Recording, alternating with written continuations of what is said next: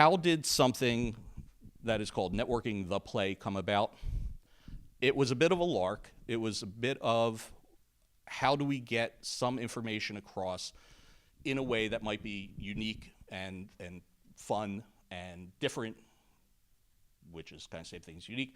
For people who have been around this stuff all the time, you want to present things a little bit differently. In this process, John and I, we've been working on this for a long time. And John sent this over to me in a text. This is the direct paste quote. So we decided to have fun with this. We hope everybody else does also. But we have actual tasks to do now. Let me start this. This is really kind of the basis of how we wrote the play, what we wanted to get across, and what we hope that will either reinforce your knowledge or expand your knowledge a little bit. And if you have any questions, whether or not we're going to have a full Q&A at the end of this, we don't know what the timing is going to be exactly, but we would love it if you have questions. Find John and I. We're both going to be around for the rest of the week. We would love to sit down and have a conversation with you if you do have any questions about what we presented or just in general. So we have that for you. Now, to kick off, we have our two main characters, M and Cheesy. And if I can have M and Cheesy come to the front, we will kick off the play. We will raise the curtain.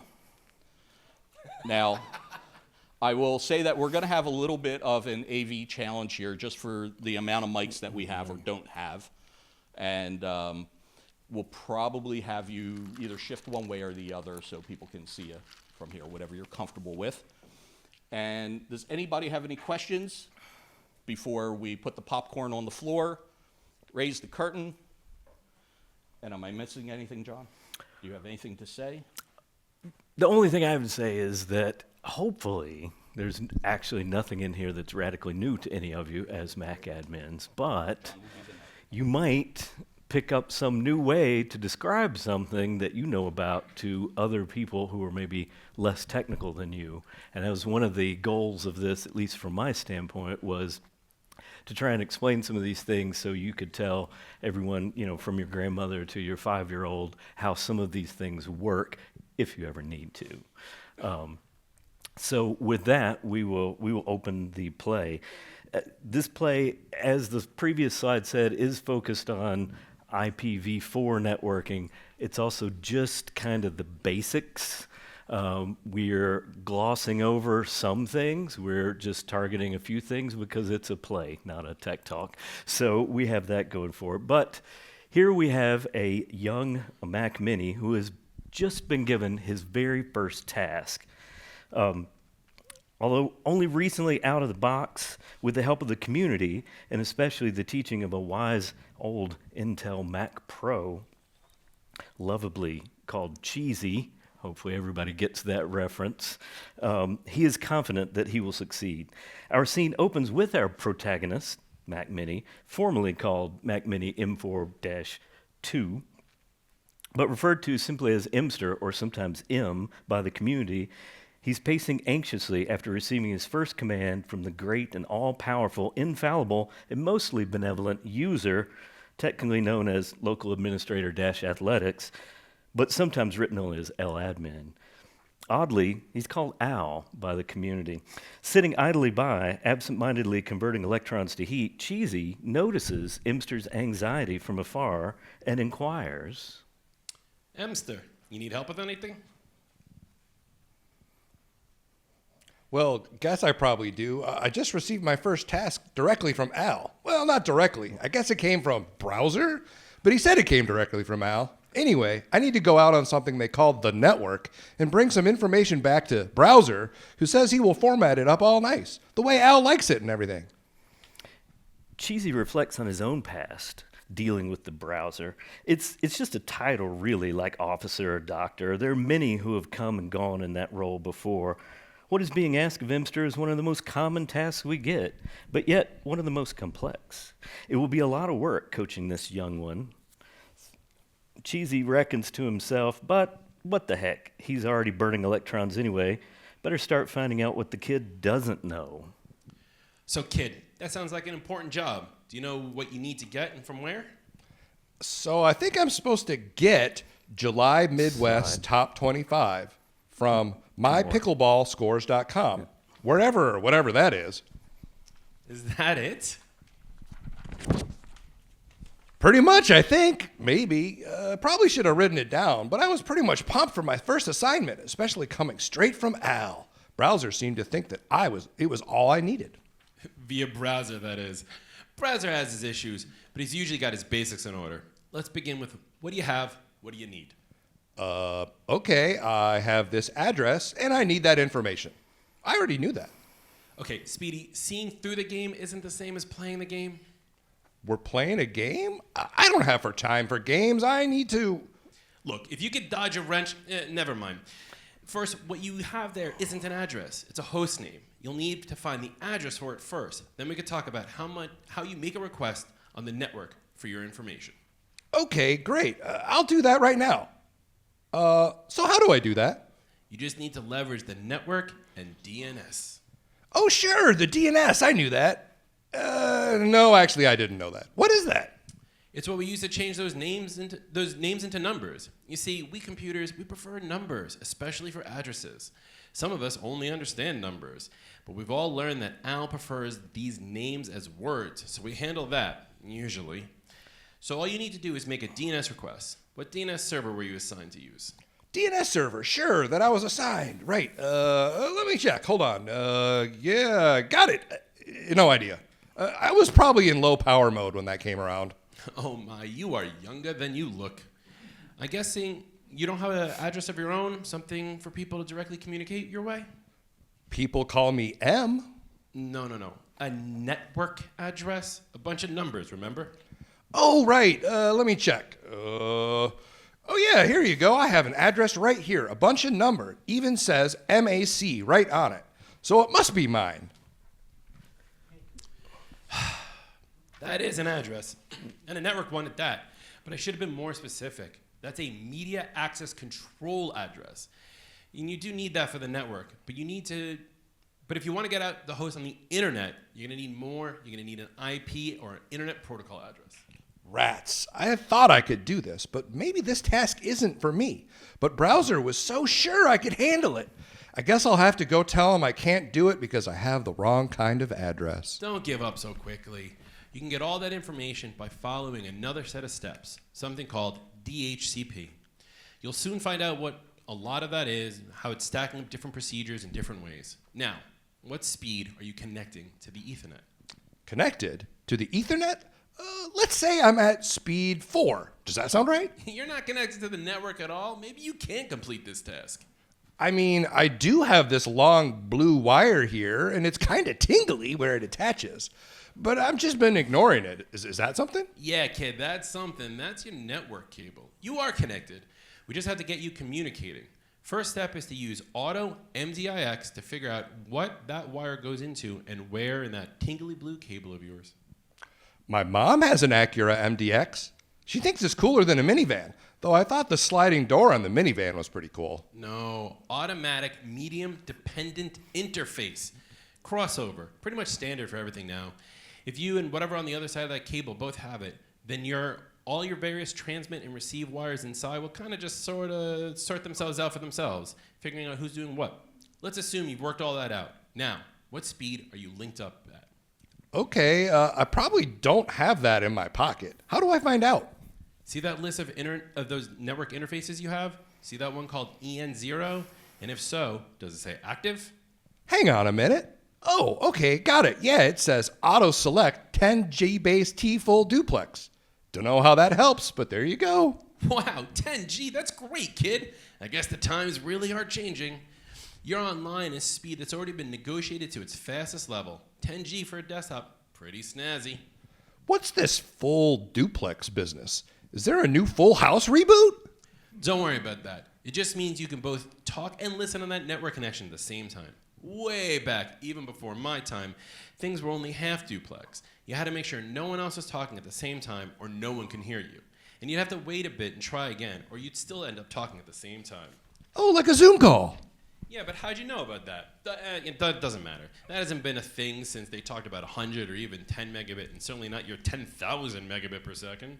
They had special cables that crossed over to connect certain things together, and all sorts of shenanigans with splitters and converters and etc. was going on. But now we have auto negotiation in the Acura MDX. This walk down memory lane is great and all, but I've got a job to do. What's my next step? Fine, you know what, you're right. You actually need to start talking on that fancy high-speed network link of yours. Okay, and pause. First thing, I need frame and datagram to step up. So while they're getting ready for that, is everybody actually familiar with how auto negotiation works and what auto MDI-X actually is? I see some people going, sure, and some people going, no, I don't need to know that anymore. Auto MDI-X is a thing that's been around for a long time now, but back in the bad old days, you used to need a certain kind of cable that had the pins switch, so the wires didn't go straight through. They flipped to go from different kinds of devices. You would have, if you wanted to connect two switches together, you needed a crossover cable or just two computers. Likewise, it didn't always use all the wires. It used to only use a few of the pairs, and you could actually miswire the whole thing and the cable wouldn't work at all, or the jack wouldn't work, or if you were crafty, you could have two independent connections coming out of one wire with a splitter that pulled the pairs all around.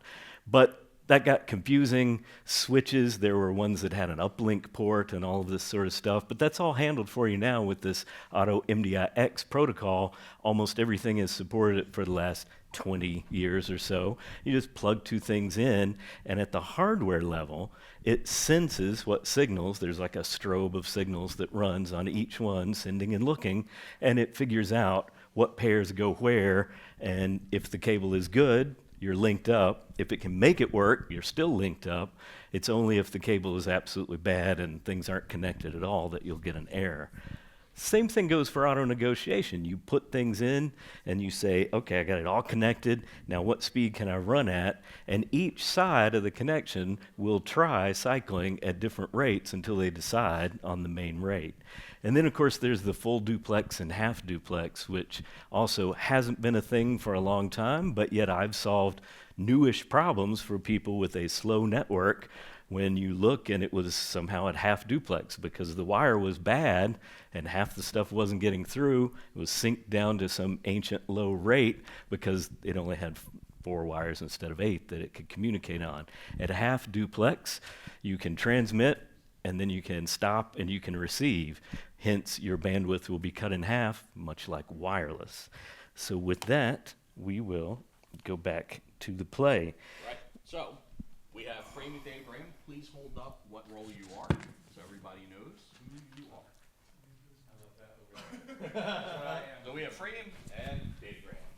Okay. Before we go much further, we must investigate the lower levels of networking by introducing you to frame and datagram, the packet cousins. Imagine the lights fade on Imster and come up over the packet cousins. Hi, I'm Frame. Some people call me Packet, but at some level, I am. But usually, I prefer to go by Frame. My love is cruising around the wires and in the tubes that make up networks. Taking a bunch of data along with me. Well, this is fun, and all I can only exist on one type of network, Ethernet for me. I can use MAC address to figure out who I am, where I came from, and where I'm going. And bam, I can pop into a switch port and fly out another. But when I get to the router, it's the end of the line for me. But not for my cargo, the data. I carried it in my warm electrical embrace all the way here, just so it can carry on onto another networks. They call it internet networking. I call it scary. I'm glad I'm staying local. Sure, everyone sees the higher levels of networking, but does anyone think of me? No, they do not. I mean, I don't even know my name anymore. They just call me Packet, which I am, but it's like calling a Ferrari F80 transportation. I'm an IP datagram, and I build the internet as you know it. Respect my authority. Datagram and Frame are both a bit salty at feeling left out, but face it, we mostly don't need to be connected with the network, concerned with the network at that low level anymore. Let's treat them to a little attention. Let me introduce myself, if I may. I'm an IP datagram. Somebody yells, packet. Datagram glares. See, I know the network magic of IP. IP lets all kind of networks and all sizes network with each other, regardless of how they are connected. Could be Ethernet, InfiniBand, fiber channel, Thunderbolt, some old serial line bus, or even RFC 2549. Doesn't matter. IP can get you there. I traverse networks with some help from people like my friends, Frame and Router, or Gateway, as I sometimes refer to them. Frame will whisk me around the network acting like my own personal taxi, but a Tokyo taxi that can't leave its own neighborhood. For that, I will interact with Router to transfer me from one network to another. While we are all just collection of bits, I have standards. Within my header is all sorts of great knowledge, the IP address I came from, the IP address I'm destined for, if I'm alone or part of a group, and how much data I have altogether, and I can carry a lot of it too. 65,535 bytes of it. Well, I mean, that includes the payload and all my notes on where I'm going to and coming from, and so on. But it's a lot more than my friend Frame over there. He's limited to only 1,518 or 1,522 if the poor fellow has been tagged. Hey, just because my MTU is 1,500 does not mean all of us frames are the same size. My cousin Jumbo's MTU is 9,000. That is 9,022 bytes. And I've heard of some going all the way to 9,216. Jumbo shrimp. Still take more than 7 of them to carry me. Good thing I come apart and go back together easily. Right? I'm just saying, anyway, just think of us little guys sometimes. And not so little guys. Okay. All right, now while we transition back to the main play, we'll just talk about this briefly. Talk about what is a frame and what is a packet in terms of how all of these things are encapsulated together. Packet is sort of a generic term, if you will, that is for any sort of single entity of information that can be switched and transmitted as a chunk on some sort of network. Could be packet radio if you're a ham radio operator, or it could be data on a network. It's used in multiple different ways, depending on what textbook or what particular thing you're trying to learn. They may say this is definitely a packet and this is something else.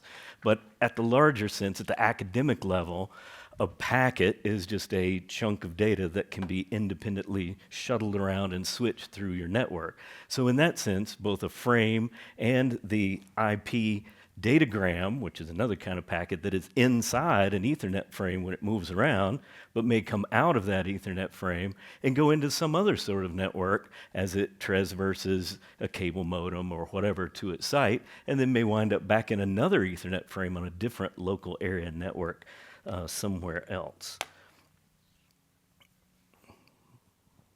Isn't this one? Back to us. So here's how they fit together. It's sort of like headers all the way down. You will have your Ethernet frame, but then you have your datagram, and the datagram, it has in it another bit of information that is for a particular protocol. And we'll talk about that more in a minute. There's different kinds of protocols, UDP, TCP, and some others that we'll see. I think I fast-forwarded too many, sorry. All right, now back to M and Cheesy. So we've got to have an IP datagram with its own source and destination addresses and put that in a frame, which has its own source and data address. Looks like the IP datagram needs to use IP addresses, and since we'll be the source, we need to get ourselves on one of those. You are a fast learner.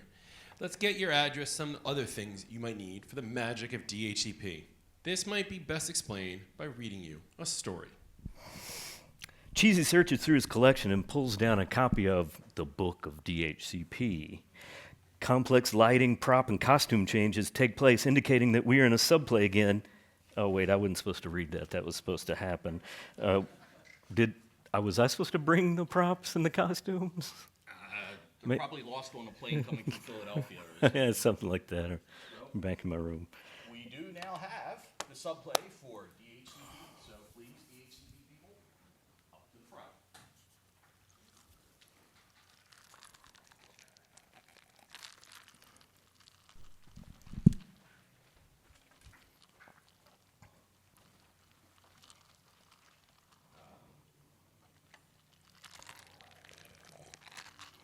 So we're gonna have to share a microphone thing because we don't have a lot of them.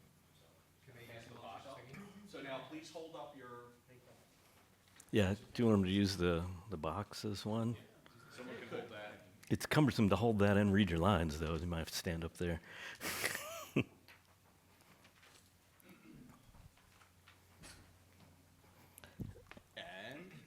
play. Trying to get the right slide. I need my backpack. Hola, soy Dora. Oh, is it not on? Microphone up or switch up. Check, check. Yeah, there you go. Hola, soy Dora, and I just connected to this network. But oh no, I don't have an IP address. How will I talk to other devices? Wait, I know what to do. I need to find a DHCP server. But first, we need to discover if there's one on this network. Can you help me? Say, DHCP discover. DHCP discover, DHCP discover. Is there anyone out there who can give me a network configuration? I'm sending this message to everyone on the network at address 255.255.255.255. Hola, Dora. I heard your DHCP Discover message. I'm Diego, the authorized DHCP server for this network. Server, best server, have best offer. Supposed to be Russian. Wasn't even on the mark. That was good, though. I offer you the legitimate network settings, IP address. You don't have to read those. Perfect. Thank you. No, I have better offer. Best offer over here. I don't trust that rogue server.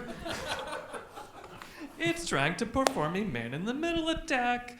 That fake server wants to route all my traffic through itself so it can spy on everything I do. I choose Diego's offer. It gives me the real network configuration. Everyone help me make the right choice. Say, DHCP request for Diego. DHCP request for Diego. Dear network, I, Dora the laptop, formally request the IP address 192.168.1.100 from Diego, the legitimate DHCP server. Dora, I hereby acknowledge your request. Your secure network configuration is now official. DHCP acknowledge. Good choice, Dora. Always be suspicious of offers that seem too good to be true or redirect traffic through unknown servers. Or bad Russian accents. However, most would just end up using the first one that they were offered. Thank you, guys. Appreciate that. Now, Oh, just a quick a quick statement. John was probably just about to say this, and he'll glare at me. One of the things that we want to make a point here, while there was the official DHCP server and the rogue, how does a device requesting a DHCP server know which one is the legitimate one. Yeah, for the most part, it doesn't. You can do some tricks to say this is where you ought to do it. You know, this is where you should accept it. The reality is, though, almost everything out there just reacts to the first DHCP response. And you can see where that could be a real issue. Actually, a couple of presentations ago, I set up a Kali Linux server and showed how that could all happen. So just keep in mind, if you find, or if you have the ability on your networks to turn on rogue DHCP discovery, turn that on, pay attention to it.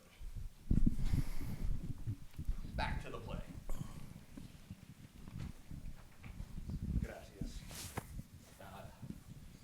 That makes sense, sort of. Only thing is, all those addresses were groups of 4 numbers with dots between them, and the address I have is a bunch of letters and numbers with colons between them. I think you might have got flipped up there, Gramps. I guess I got to spell everything out for you in detail. Your MAC address is the 48-bit one, the one with those colons. You need that to talk to Ethernet at all. That 32-bit one with the dots, that's your Internet Protocol or IP address. You need that to communicate across the Internet and most services out there on other computers. Think about if you have your driver's license, which is good enough for an ID around here, but if you want to travel internationally, you're going to need a different ID, a passport. Oh, okay. So not all addresses are the same or even compatible. Now he's getting it. Okay, wait. I can only talk with this MAC address directly, but most of my software can only talk with this IP address. And thus all the other computers will be talking with that too. Yup. But if the software only gives me the IP address, how do I know what MAC address to use in a frame to reach them? Simple. You keep a list mapping IP addresses to MAC addresses. Okay. Wait, I keep the list? Yep. But there's like millions of them. Yep. What? I'll spend all my CPU cycles and memory just sorting through the list. Nah, just keep a handful of the ones you use most often. You won't be talking with millions of computers all the time, even with that hot, snazzy 10G connection. Phew. Well, that takes a load off. So I can just toss out the ones I'm not using. That's right. How many should I keep? Enough. Okay. But will I replace those that I tossed out if I need to talk to that computer again later? Wait, hold on. How did I ever get any of them in the first place? Simple. ARP. ARP? Who's he? He's not your PC to some sort of language anymore. I'm not a PC, but it just means it's simple, and we use another tool called ARP, Address Resolution Protocol. We'll use it to ask the network where to find a given IP on our local network and get back the appropriate MAC address, unless it's not on our network, and then we'll just hear crickets. Bugs? I don't want any bugs. I've heard bad stories. Otherwise, that sounds simple enough. But we don't need a MAC address to send our request to. But don't we need one? Nah, we'll just set all this to 1, and some system will reply. Well, that's an odd way to say everyone. What if I don't know anyone? Gee, no. We'll set our MAC address, which is just all the number ones. Oh, like 111,111. All right. Remember, like, we're computers. We use binary. Most of it's base 10 stuff for AL, the MAC address bit, or 48 bits. We set all those bits to 1, and we send the message out. It becomes a special type of message known as a broadcast. Every computer out there should get it and listen. Well, everyone on this side of the router, that is. So it was to everyone after all. Yeah, I guess it was. You can make an ARP request yourself, looking for the MAC address associated with a particular IP. Either set the ether type to 0806, the protocol type as IP, except, here's a quick reference guide. Someone should speak up if that's their IP, and you get notified of the MAC address from the reply. If not, another 1 or 2 bits after, you get nothing. That's the address is active, and you'll have to report it back up the chain. If you get one through, put it on your list for later use. Next time, just check your list first. Okay, well, this isn't that hard, but it's a lot more busy work than I thought I'd be doing. Oh, and you should be listening for these all the time. You might even get some information you can store that you didn't ask for, but you can use it later. And don't forget to reply if someone asks for you and yours now that you have it. Okay, I'm on it. What's next? Great. Now, let's convert that name to number finally. And let me tell you a story once about the toughest data transfers I ever had. All right, and next scene, let's have the DNS folks step on up. John, if you want. So while they're getting ready, let's talk a little bit about ARP and the Address Resolution Protocol and how DHCP came to be. If you think about ARP, basically you send out a broadcast that says, hey, I need to know the IP address of this. And you send it out by setting a special type in your frame, and then you formulate a request kind of as seen there that basically has all your information, but is missing the information that you want. You send that out to everyone, and they reply with, hey, that's me, or they don't reply if it's not them. But if you need to get your first IP address, the first way that we did it way back in the day was with something called reverse ARP, which is where some other machine would answer with your own information. And this was great. We could then have diskless computers that could begin to start up with just a little bit of information. But it was also not very secure because anybody could say, no, I'm actually all of these IP addresses, send me all of your information. So we evolved from that to BootP, which allowed you to also send some information about where to get the rest of the operating system if you were a diskless machine. And then that eventually evolved to what we have now, DHCP, which embodies all of what that could do, but with a little bit more of a hint towards security. As been mentioned, you can certainly have fake DHCP servers, and it's a good idea to block those on your network if your network is public. And they built it in a way using multiple ports so that you can actually block just the sending of information and not the sending of the request because they run on different ports, which we'll talk about later. All right, so quick trivia question. As Mac people, what was the last thing that we used BootP for a lot? NetBoot? NetBoot, very good. And curtain up on DNS. The play. Wow, this is like sitting through a really off Broadway show, but with free parking and a buffet. Okay, time to do something useful. I need to get this load of Coors marketing data to Georgia. Not quite sure where Georgia is, but I know a thing that knows a thing. Hey, DNS, where's Georgia? But first, where's DNS? ARPRAC! ARPRAC! ARPRAC! To all that are listening, FF, FF, FF, FF, FF. Here's my MAC and IP addresses.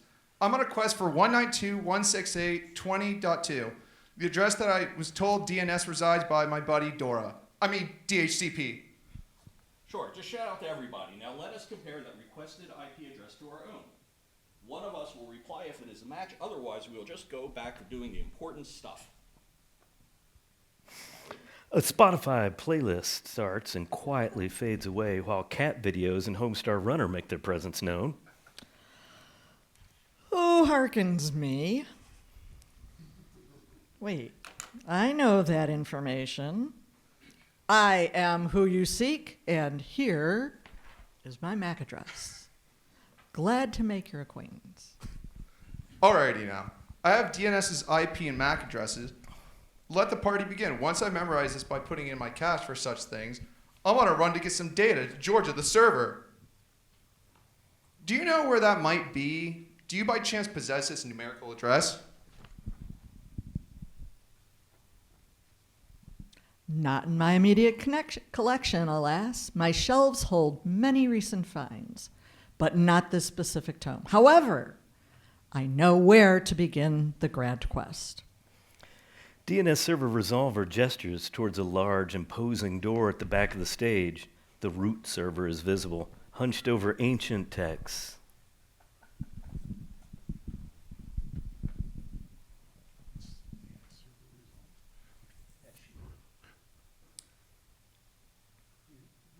Elder Archivist, O root server, I seek knowledge of www.georgiaserver.com. Where might I find its numerical truth? www.georgiaserver.com, you ponder. Do not hold the final answer, young resolver, but I know the first step. All .coms reside within the top-level domain server of the .com domain. Go to her, and she will guide your path. Root server points toward another door labeled .com. Resolver dashes towards it. My thanks, wise one, to the .com TLD server. DNS server resolver arrives at the TLD server's bustling desk. Manager TLD, I come from the root seeking www.georgiaserver.com. Where within your vast .com empire might its true numerical home be found? www.georgiaserver.com, you say? Ah, yes, I know precisely who guards that knowledge. You must seek the authoritative name server for georgiaserver.com itself. They are the final word, the keepers of the specific scroll. Their address is that way. TLD server points toward a hidden chamber at the side of the stage. DNS server resolver races there. Keeper of scrolls, authoritative name server for georgiaserver.com. I implore you, reveal the IP address for www.georgiaserver.com. The authoritative name server emerges, holding a detailed scroll. At last, the journey's end. For www.georgiaserver.com, the address you seek is this. At least for the next hour or so, anyway. Here it is. The IP address for www.georgiaserver.com is 93.184.216.34. And for future reference, I'll keep this cached in my own library for a while. Okay, got it. 93.184.216.34. I'll just grow a mustache and put on a cowboy hat and go look for it. I'm sure there's something in the RFC that allows them in the headers, and if not, there should be. I'll be on my way. Alrighty now, I have Georgia's IP addresses. Now that I've done that, I can get to the business of moving the core's data over. Hey Georgia, I have a whole trailer full and we need to make sure you get all of it and in the proper order. I know how many cases, packets I have, and they're all numbered. As you get them, make sure they're being unloaded in the right order, and if you get them, you got them all. And if you don't, just ask for the missing case. packet, and I'll send it again. And so it went with the delivery of packets to the server in a somewhat orderly fashion, 1 of 3,000, 2 of 3,000, 11 of 3,000, 7 of 3,000, 3 of 3,000. Well, orderly enough that the Georgians could sort them out.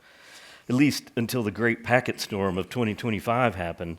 Some apprentice connected 2 switches together without STP, and blammo, packets everywhere. But that's a story for later.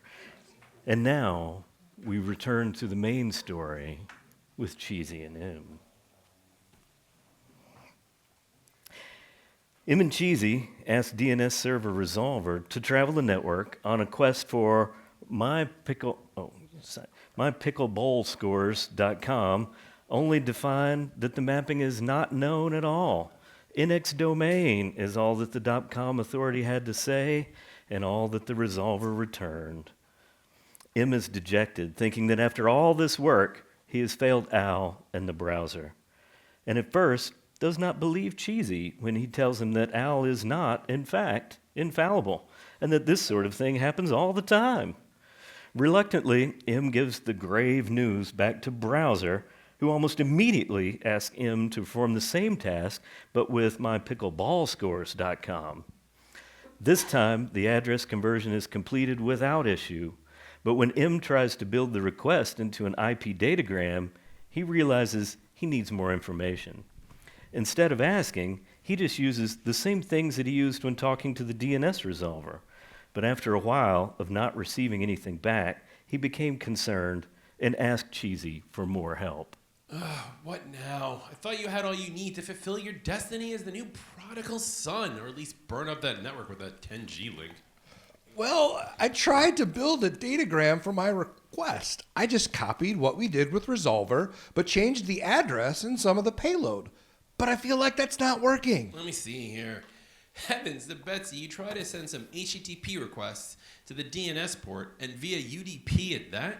Look, every starter software service has its own special slot it expects things in. We call them ports.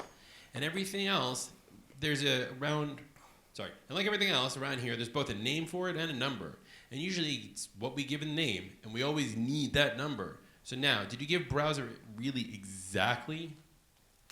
Well, okay, here's what I remember getting.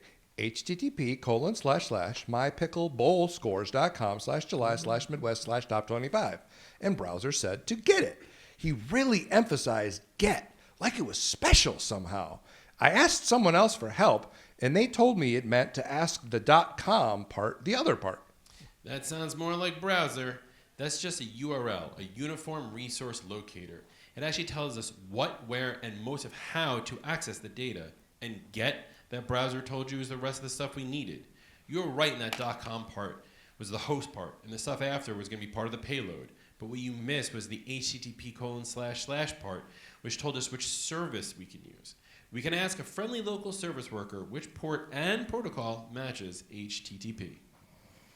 The pair saunter over to a nearby service worker and ask that they make their query. The worker replies with TCP:80, then mumbles something about not using TLS and lack of security, but the pair have already wandered off. Okay, I've got that part filled out, but now I need to formulate the rest of the message. What do I do with the July/Midwest/top25 bit? And how does get become important? I think it's time to consult with the library again. Here, have a look at this. Let me know if you have any questions. Okay, will do. Say, I do have a question. There's a bunch of air kids over there who told me that they were already on the network and they don't seem to have any wires at all. How does that work, and how can I do that too? Yeah, you better go ask your mother about that one, kid. And play. So we actually thought this was going to go much longer. And I apologize because in the description I said from ARP to VPN. Yeah, we didn't put VPN because we didn't think we were going to get there. So apologize. Well, we also had in mind that there would be some longer lectures in between the scenes, but sort of decided semi-last minute that that was kind of breaking up the flow of the play. So we will do that part now and go over some more of the detail about a few of these things. Specifically, we will talk very briefly about Etsy services and ports. Do you have can I break out of this and go to a terminal?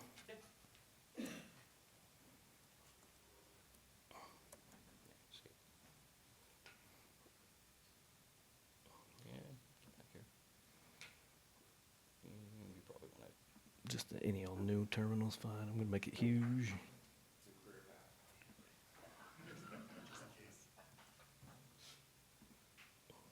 That's fine. Yeah, I just want to. I'll just, yeah, that's fine. Well, actually, this is some sort of editor here. Let me just. Wait, so we need the mirror. Oh. I should have used my laptop. We swap over. Yeah, yeah. Except I have to get my adapter. They have one here. It's all right. I don't even need it that much. You guys can play along with me if you have your computer, and we can just put the slides back on. It'll be fine. I was just going to show you what was in Etsy Services, the file, which is a legacy thing on the Mac, but still is used on some Unix machines, although most of them have moved it into some sort of database now. And if you look in there, there's a list of well-known services with their text name, like HTTP or Telnet or SSH or stuff like that, and a port number, but then it also tells you whether it's TCP or UDP. And TCP and UDP are two primary sub-protocols that are part of the TCP IP suite, but there are many other protocols. We explored one with ARP. That's a different protocol that's not UDP or TCP, but you may have also used ping to check if a system was online. That's actually not UDP or TCP either. That's a special protocol called ICMP, Internet Control Message Protocol. And it was originally intended to do a whole lot of things, not just send echo messages to see if something was alive, but that's a lot of what it's used for now. But there are various other protocols that can live out there in an IP datagram that aren't UDP or TCP, including new and old routing protocols that typically only get exchanged between routers or intelligent hosts, as well as various other protocols that have been sort of left behind before now. Yeah, that's way too tiny. I can't even read that here on this screen. But so you can just take a look at this if you have a system. I don't know how many more years Apple will leave it out there, but here's what's in there. And if you actually search this file for let's just throw it in VI, and you search for ping, it's not actually in here. There's someone whose email address is gorpong@ping.chai.il.us, but there's no actual ping because this particular file is only for TCP and UDP type services. If you need one of those others, you have to have done it some other way. There are some C routines that can help you find these. You can ping various hosts, and you may get something like this from a host that you know is up. I know that host is up, www.uky.edu, and I know that host is up. I mean, I no longer run it, but I trust they haven't crashed it. You know, I left 10 years ago. But they have it so that they block ICMP traffic to it. And a lot of people do that because you can send a ton of ICMP traffic that is often not filtered or otherwise constrained because it's neither UDP or TCP, and actually slow down your host. So the other thing I wanted to do while I was here was talk about ARP. We talked about ARP and its little list, but you can look at that on your machine with the ARP command. You can say ARP-A, and it will show you all of the things that it found. These are ones that it either knows or it's tried to know at some point, in which case it says incomplete. Notice how it took a few seconds to populate that, even though this is supposed to be a quick in-memory cache that you're going to need every time you need to send something. That's because I did ARP-A to list all of them. If I was to do ARP-AN, it's instantaneous. And that's because A, without the N, will actually try to do a reverse DNS lookup on all those IPs and format it for you all nicely in that command. If you're using ARP, it probably means you're having some questionable network performance, and so ARP-A might not give you the result you want because it may hang trying to get an error back from the DNS host. So it may be easier to just abort that and do ARP-AN to see what it is. You can also delete everything. You can nuke everything that's out there with D. You can give it a host name or you can give it an A. You may or may not need to be a admin user or root, depending on the system that you have. And just one trick that you can do, if you ping the broadcast address, it will force kind of the building out of the ARP table. And that's what I do whenever I'm trying to track something down. I do a ping, broadcast everything on that net. Whatever responses come back, I'll be able to see it most of the time. Re-engage this. Those of you that might be an old C programmer, get served by name is what we use. So let's talk about these layered models briefly as well. Depending on whether you were a Cisco-trained person, an academically trained person, and probably your age, you may be familiar with different sort of layered models. So you may be familiar with this ISO 7-layer model that has been around since I got into this stuff in the late 80s, and it's not actually what is used. It's a conceptual model that you think of. People talk about it like, oh, that fits exactly in this box and that box, but it really doesn't if you're just talking about what is normally in use on an Ethernet network where we're doing IPv4 or even v6 is really this 4-layer model, which was described in, I think, the late 80s by Douglas Comer in his book about internet working with TCP/IP. And you can draw a mapping between these different layers. They're kind of the same thing. It's just that in the TCP/IP world, we don't really care about all the different parts of the application layer.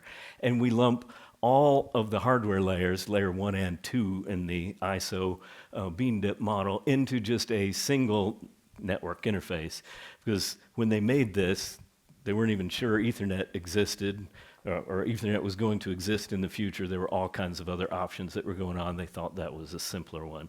So as you read through anything about networking, just keep in mind that the 7-layer model is more conceptual and that most things these days are implemented toward that. So with that, I thought we would have some time for questions. This isn't a super technical talk, so hopefully there's not a vast amount of questions about networking, but you may have some, and we'd be glad to answer those. But I have some questions for you, if you don't have any questions, and that is really just about the whole concept of this. One, is this concept at all worthwhile, doing a play to present some sort of technical piece? And two, if it is, what other things would you like to see done in this way? Not necessarily by us, just in this way in general.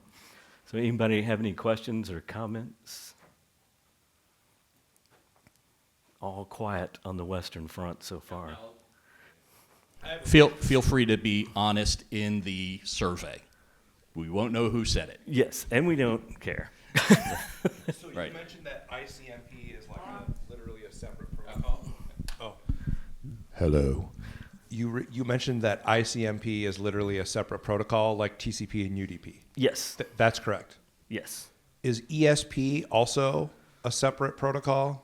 Extrasensory perception, where you can tell what someone's thinking. Isn't that what the VPN, that like OpenVPN uses? Okay. I believe it is a separate protocol. I'll delete it. I had a slide that listed several other protocols, and I cut it down to, it's not even in this. Somehow it didn't sync to yours. Oh, is it hidden?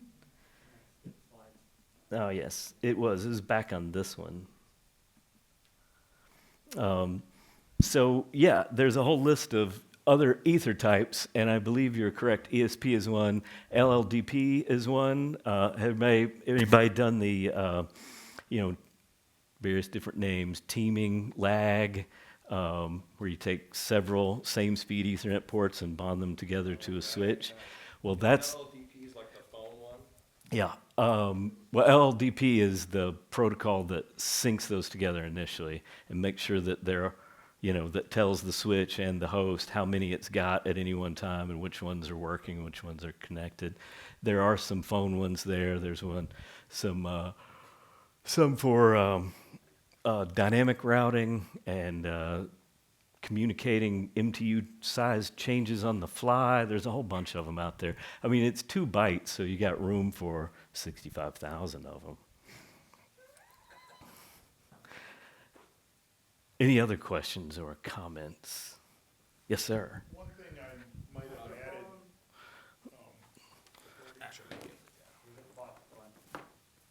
One thing. Oh, was it off?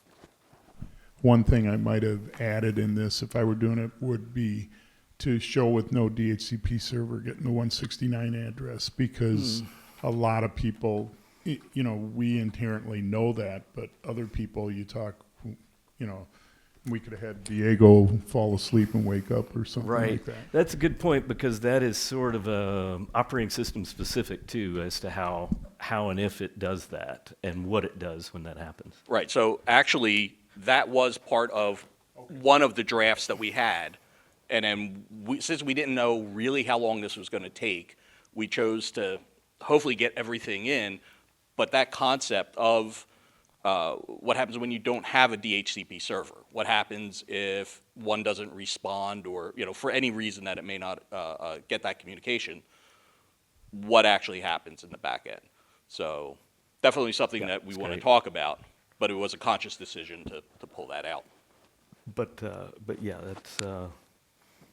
that would have been a good option to introduce a different operating system into the mix too, and see how it behaves Yeah. differently. Other questions? Comments? Okay, empty class.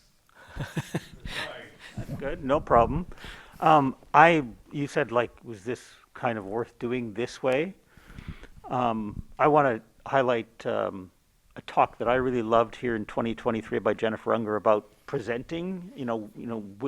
So you want to be a presenter kind of thing, and she puts up this academically rigorous slide about the 7 ways of learning, of which it's like your audience members learn different ways. That honestly, that was the attraction for me to this session. That it's a different way, that I might be able to picture networking in a different way because it's a play, it's people moving around. Even further, if you had had an actual cast who had rehearsed it, there are things you could have done and people go, oh, just like watching a movie kind of thing. Right. But that, for me, yeah, I think it was absolutely worth the attempt and and worth doing once and then iterating and doing again, just because you reach different type of learners that way. So yeah, absolutely. Great. I appreciate that. So, any other questions, comments?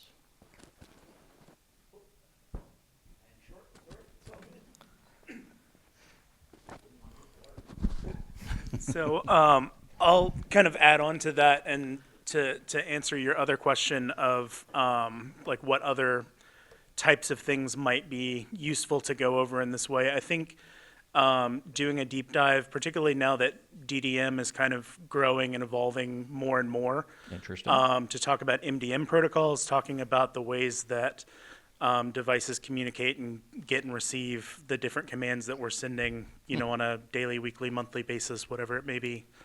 Interesting. So basically, higher level communications protocols. Sure. Okay. Yeah. Yeah, great. Any other stragglers? The queue. Oh, yeah. Oh, that's a long throw. Oh, nicely done. So close. He was actually aiming for the back, Justin said. So this is just a pro tip. I noticed that in your slide you had NS lookup. Mm-hmm. Don't use that on the Mac. Well, it's going away, but it's been going away for 10 years. I had made one with Dig, and it was so busy and hard to read from a distance. But yes, you're right. Use DS Cache Util. Oh, sure, to look at the local version.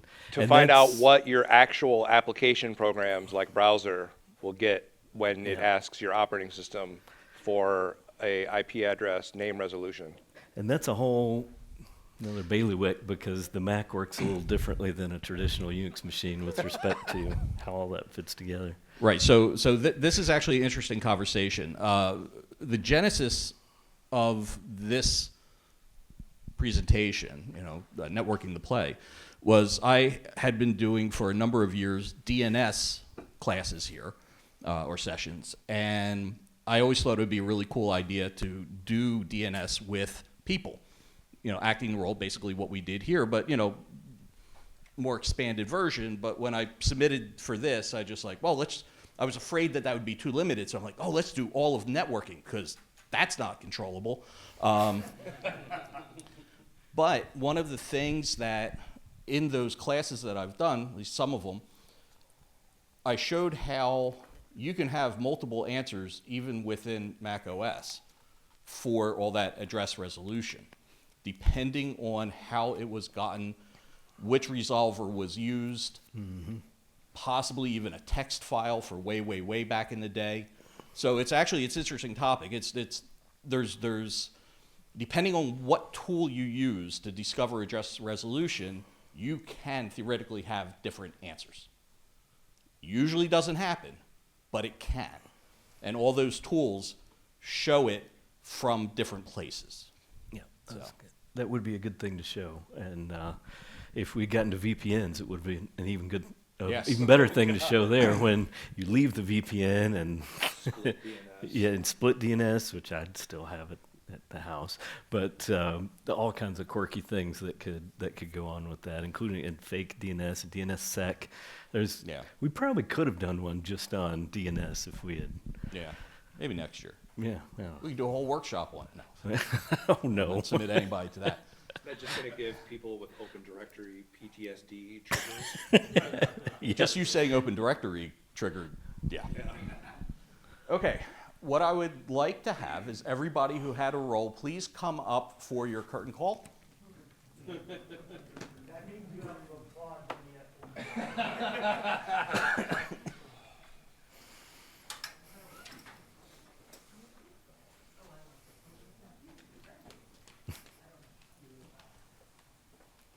We'll have you line up. We're going to go down the road. Just say what role you were, who you are, and what you do.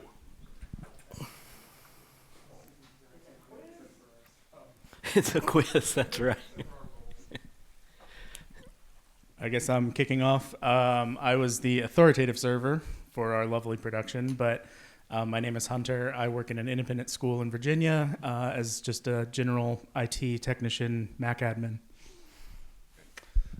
I was the Frame. I work at CA BOSIS, which is a K-12 education organization, and I'm a general IT technician. Hola, soy Dora. I can't wait to watch this later. That's one. My real name is Kevin Sova. I work at Wesleyan University in Connecticut, and my official title is Software Deployment Engineer, and I spend most of my summer in Jamf and SCCM, and the rest of the year I'm also doing Windows admin kind of stuff. Hi, my name is Justin. I was playing Cheesy, and I am the owner of the Virtual Consulting Group. We're a IT MSP based out of New York. Chris, I work for a small software company. I'm a reformed software developer turned back to IT. I was the young, frivolous Mac Mini. I hope you all enjoyed it as much as I did. Hi, my name's Anthony Reimer. I was the TLD server, and my day job is as the technical lead for, basically I run the Mac labs for University of Calgary art, music, drama, and dance programs. My name's Evan. I'm an IT tech at Punxsutawney School District in Pennsylvania, and I played Bandit. Tim, Datagram. I do exactly what he does, but I work in the high school. I'm Pam Lefkowitz, and I am, of course, always DNS. I'm William Smith. I go by Bill, and I was the authoritative DHCP server. And I work for a little startup in Minnesota called Jamf, and I help train and educate our partners. I'm Dwayne Moss. I was the root server and one of the 13. I was the root server. And I work at an MSP in Milwaukee, MC Services. I'm Jared, and contrary to the wonderful accent, I am not in fact Russian. Oh. I played the rogue DHCP server, and I work for a school district in California. It's not. All right. Now you do what all actors and actresses do. Please take a bow.